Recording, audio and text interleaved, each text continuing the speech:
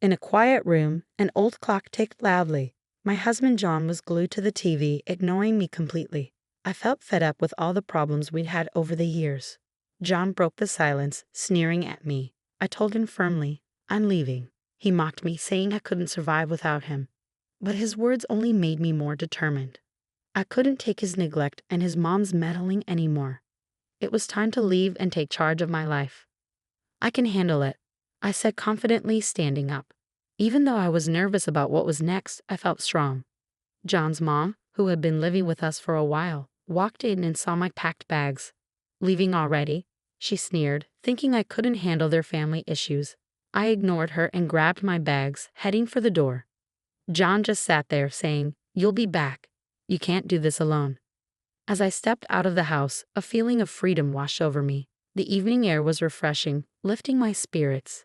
I didn't know where I was going, but for the first time in years, I felt a glimmer of hope. For 2 decades, I'd been playing the role of John's obedient wife, feeling more like a convenience than a partner. My son, Elias, was the only source of happiness, but even he couldn't fill the void in my heart. John's mom made things worse with her constant criticism and manipulation. Finding a small, peaceful apartment was a relief. It became my safe space where I could think without judgment. I ignored calls and messages from John and his mom, who begged and threatened me.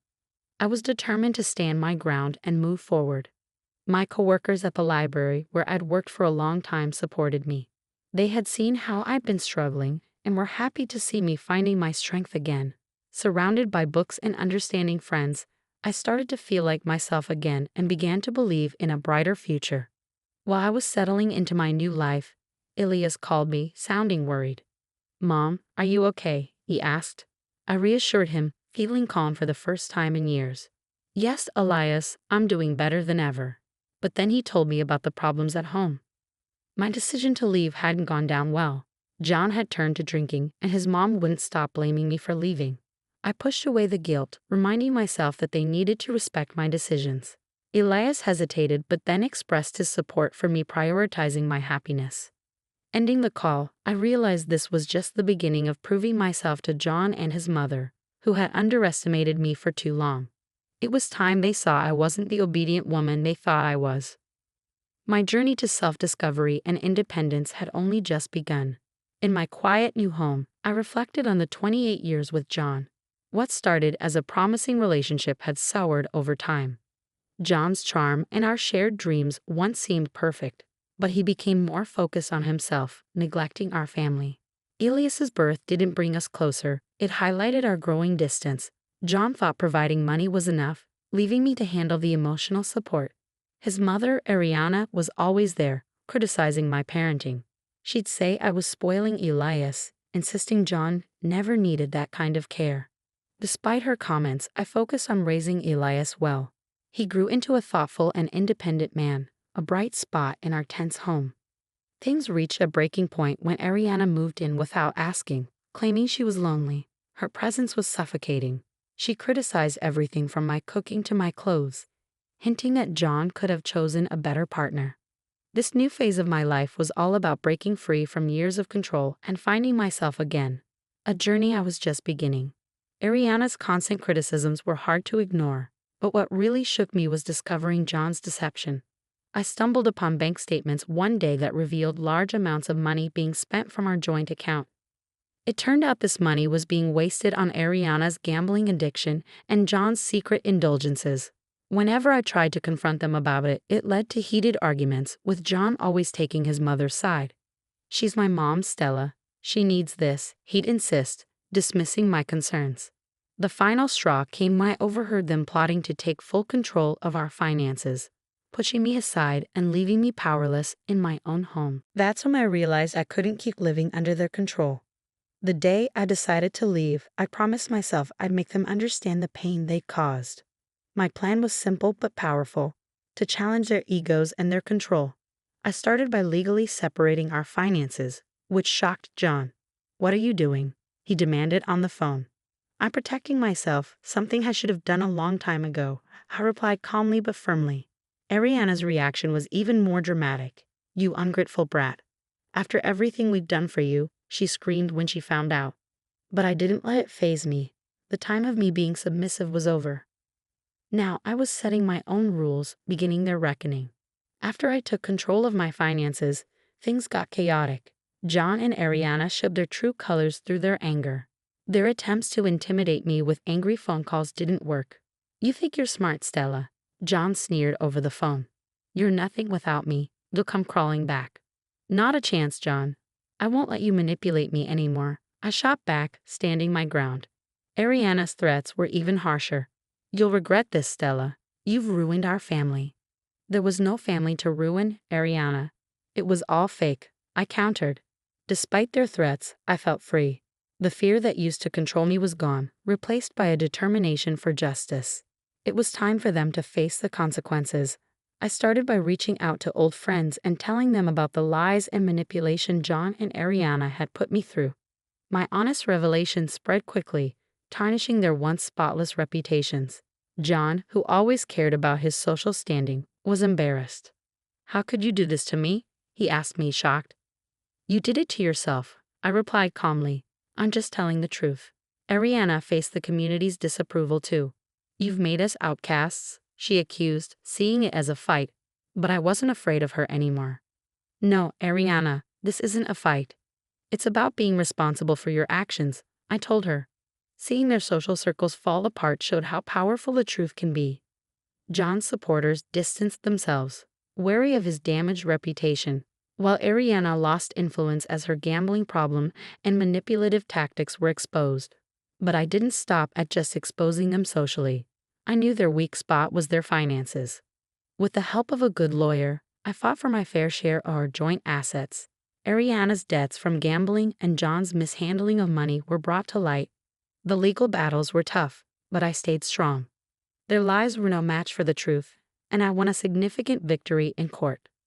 When the judge ruled in my favor, I could see the defeat in John and Ariana's faces. This win meant more than just money. It showed that I was morally right. "You've destroyed everything, Stella," John said, sounding defeated. "No, John, you destroyed our family long ago. I'm just picking up the pieces," I replied, leaving the courtroom feeling free for the first time in years. I was filled with hope for a future without the weight of my past. After the court ruling, I started rebuilding my life with the assets that were rightfully mine. Stepping away from John and Ariana's influence, they couldn't believe the extent of their downfall. This was the start of a new chapter for me, one of independence and self-discovery, ready to embrace whatever came my way. The crumbling of John and Ariana's facades was just the beginning of my journey to rediscover myself and pursue real happiness and freedom. One evening, John called in a fit of desperation. "You can't just change our lives like this, Stella," he pleaded over the phone. "I'm just taking back what's rightfully mine," I replied firmly. "Maybe you should have thought about the consequences before betraying my trust." Ariana, however, took a sneakier approach. She tried to turn family members against me, painting herself as the victim. "You're tearing our family apart, Stella," she accused me when we bumped into each other at the grocery store. "This family was broken long before I left," I replied, refusing to show any sign of distress. I embraced my new freedom, enjoying the ability to control my own life. I cut off their access to me by changing my phone number and found comfort in volunteering at a local shelter, helping others who have faced similar struggles. But my fight for justice wasn't over yet. I found out Ariana planned to challenge the court's decision, hoping to get money for her gambling habit. "You won't win, Stella. I'll make sure you pay," she threatened in a message sent through a relative. In defiance, I strengthened my legal defenses, prepared to counter any challenge she brought forward.